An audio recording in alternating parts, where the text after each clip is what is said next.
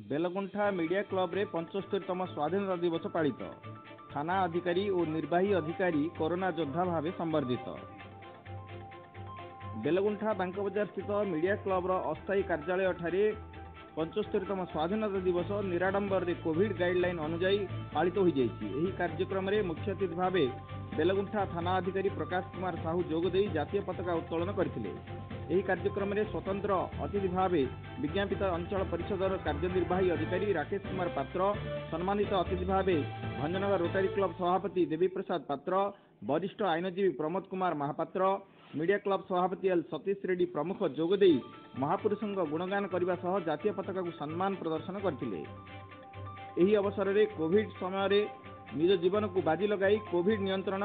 Corona सचेतनता और corona को हराइबा पई आवश्यक समस्त उल्लेखनीय कार्य करिथिबा थाना अधिकारी प्रकाश कुमार साहू और कार्यनिर्वाही अधिकारी राकेश कुमार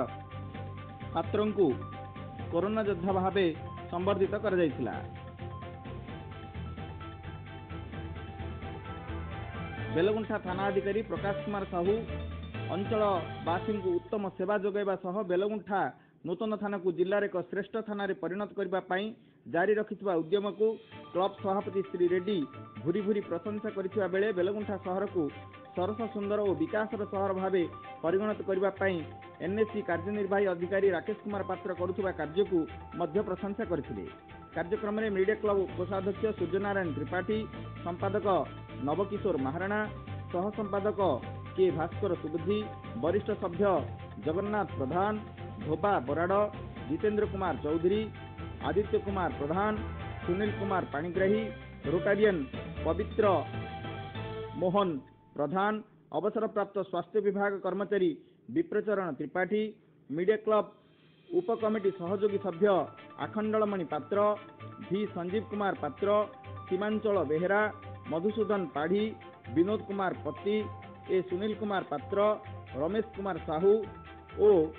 पंचानन त्रिपाठी, शुभम जेना, योगी बेहेरा प्रमुख उपस्थित रही जातीय पताका को सम्मान जणाइबा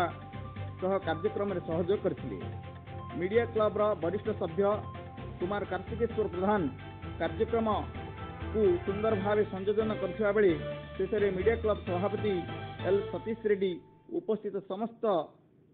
को धन्यवाद अर्पण करथिले।